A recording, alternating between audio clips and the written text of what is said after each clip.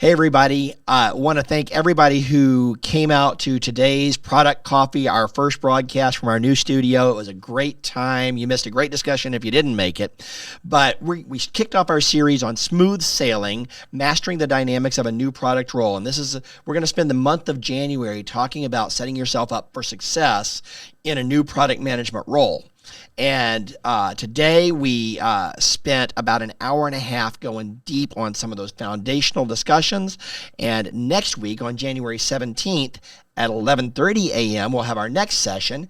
And let's let Holly tell us about that. Oh, thanks, Jason. So we'll continue, as Jason said, the series on smooth sailing. And we've already checked our product lines. We've reviewed charts. We've assessed our equipment. We know what our expectations are within the organization. So next week is about the crew, right? Before we get cast off the dock, to use our sailing reference, we need to know who is playing what role on the crew of this ship. So we need to make sure we have identified those things properly, discover what hidden superpowers people have and what best spot they might serve on our crew. And so that's what we'll be diving into here next week as a roundtable. And I'm super excited for that.